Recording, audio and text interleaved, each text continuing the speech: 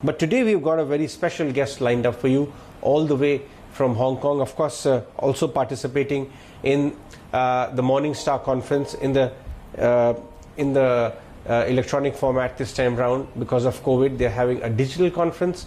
ETNA is the media partner, and Ayaz Motiwala, who's a friend of the channel and is a regular contributor here, also was participating at that particular conference, is joining us from the sidelines of that. Ayaz, good afternoon, and thank you so much for joining us. You've been a stock picker all the way from Hong Kong, getting foreign investors, Indian investors over there, HNIs mainly.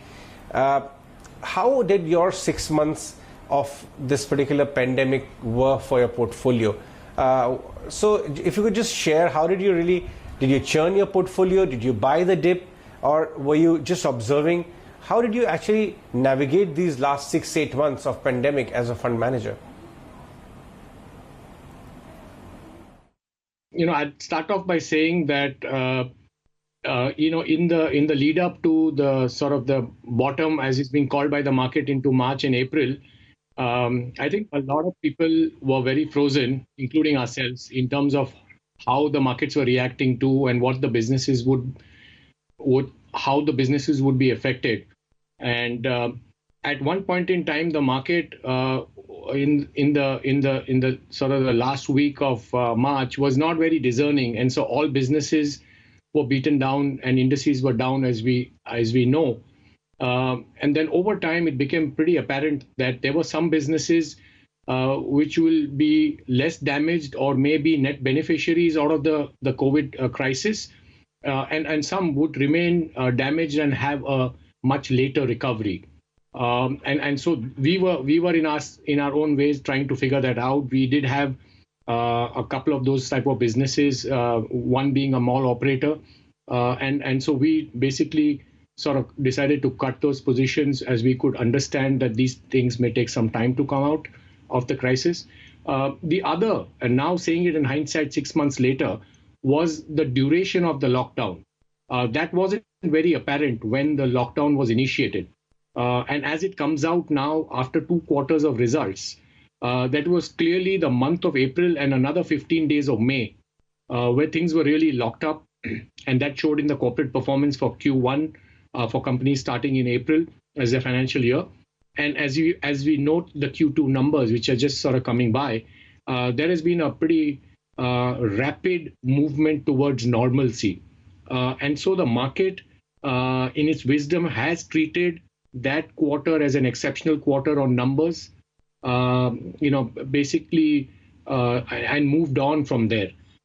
So the market presented an exceptional opportunity for people who had the money on their disposal and the courage to pull the trigger somewhere between the middle of March and the end of March, and then another sort of dip in somewhere in the middle of May and last couple of weeks of May. But barring that, the market has been on a move to decipher businesses which are net beneficiaries and businesses which are going to take a long time to recover out of that. Clearly, some of the consumer businesses have been net beneficiaries, as we note, on work from home and stay at home, and cook at home has meant cooking aid, condiments, noodles, butter, cheese, sauces, biscuits, and what have you.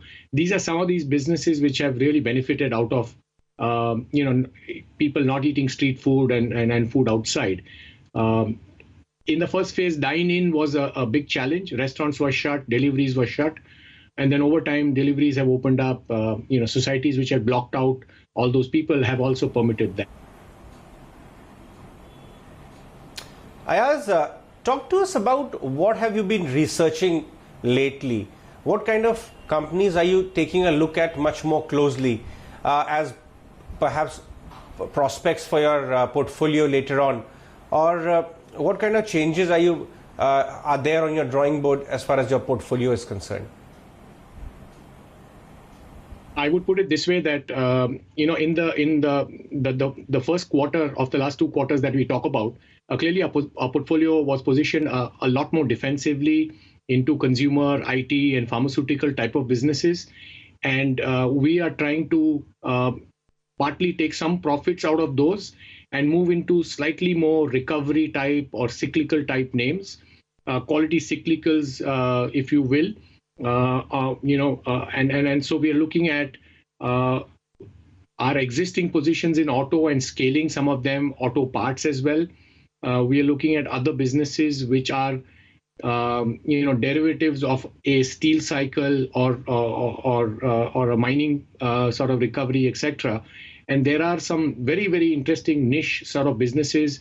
They may be slightly small and mid-cap in character, but they have an appeal for us. And so we've added to some of those businesses, including in and sort of indirect play in the recovery of industrial activity and power sector, etc. Right. Ayaz, what is the portfolio hypothesis which you're forming right now?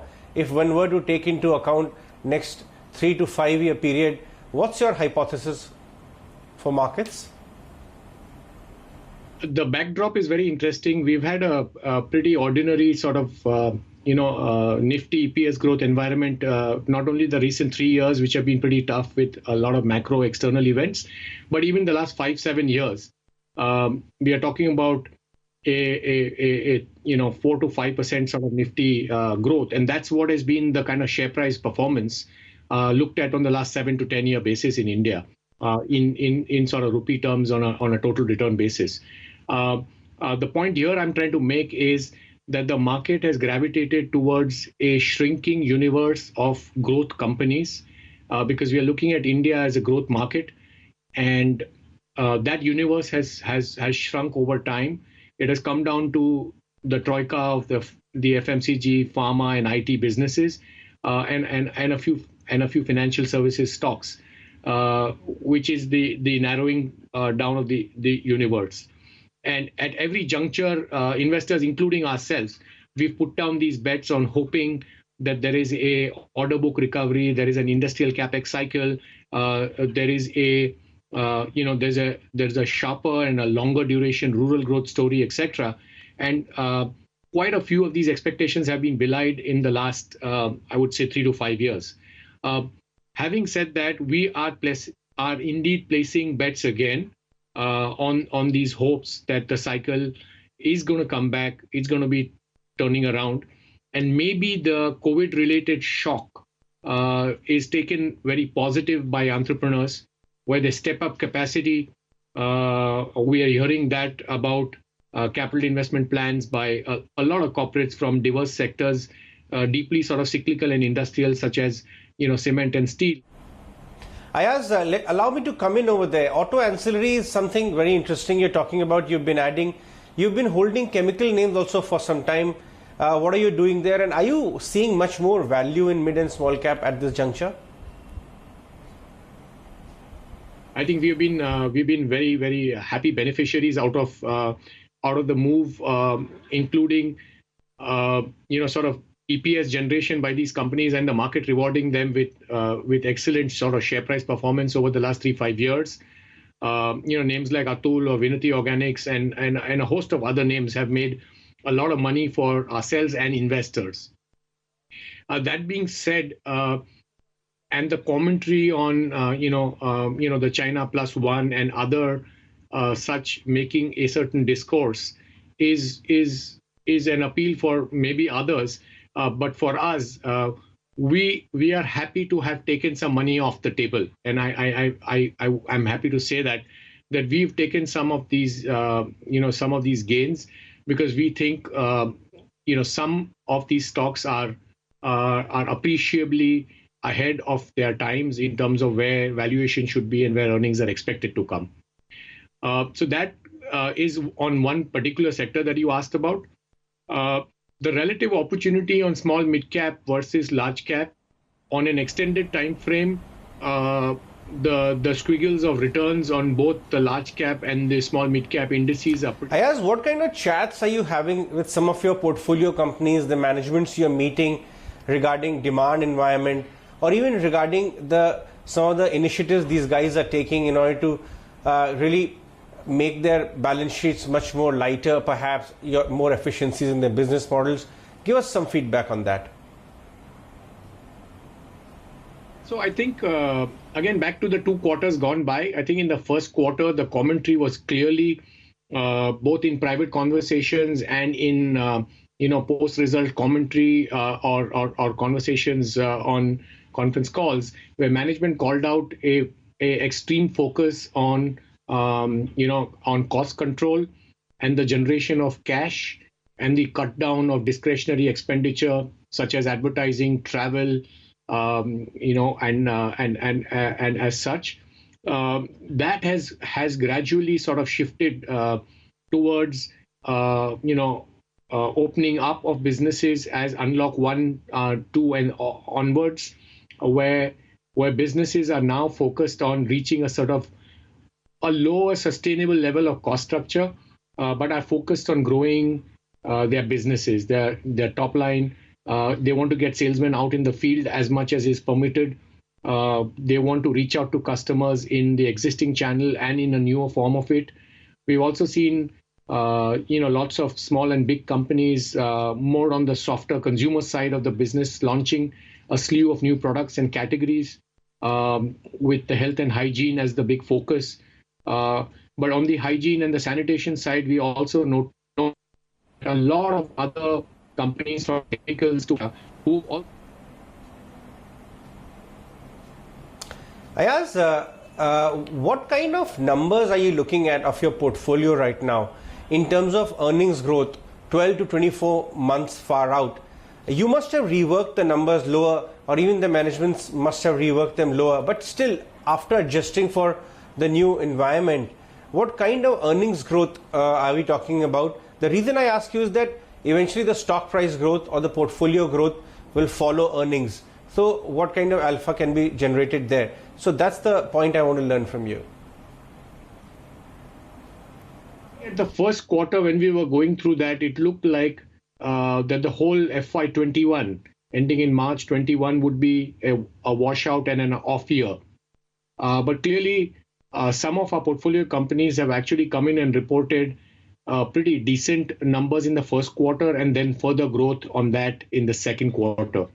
On aggregate, it may be still tougher because not all companies have done that. A couple of companies, a few of those companies are indeed affected, and they may have earnings decline of 20 to 40% and a sharper recovery in 22. So the way we are looking at life is we are looking at life in 22, taking 21 as an off year in line with what the market is thinking or has thought about, and then 23 after that. And we feel that that earnings growth on an average across the portfolio should be in the high teens for our portfolio companies. And we hope that the market takes note of those and there's a growth ahead of that into 23 and beyond. And we sort of make share price returns as a function of that. Right. Ayaz, always wonderful to chat with you.